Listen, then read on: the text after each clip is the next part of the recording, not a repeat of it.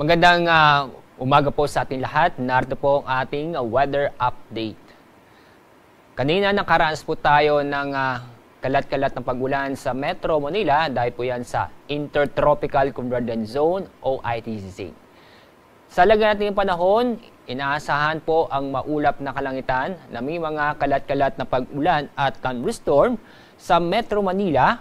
Kasama na rin po ang Calabarzon, Mimaropa, Bicol Region at mga lalawigan po ng Aurora at Quirino. Samantala, itong lalabing pong bahagi po ng Luzon ay asahan po ang bahagyang maulap hanggang sa maulap ang kalangitan na may mga isolated na mga pag-ulan o thunderstorm.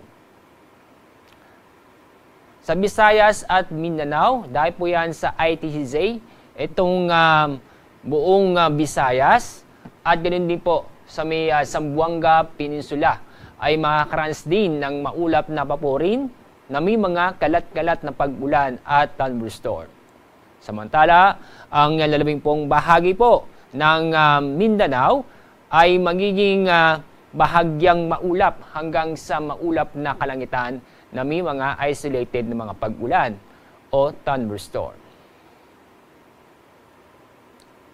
Tulad na nabanggit ko kanina, itong ITCZ ay naapektuhan ang malaki pong bahagi po ng ating bansa.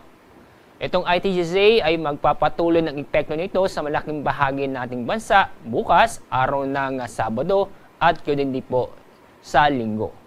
Kaya sa araw ng Sabado at Linggo, makakaranas po ng maulap ang kalangitan na may mga kalat-kalat na pag-ulan at thunderstorm sa Palawan, ganun din po sa Western Visayas at sa Occidental Mindoro.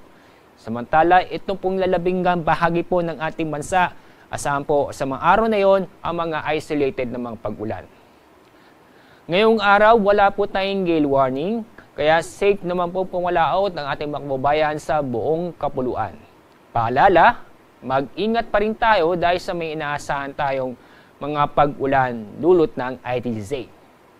Sa susunod ng 24 oras, wala po tayong nakikitang wala tayong inaasahan na mabubuong LPA o bagyo sa loob ng ating Philippine Area of Responsibility. Ang araw pong sisikat mamaya pong 5:32 ng umaga. Ang araw lulubog sa ganap na 6:30 ng hapon.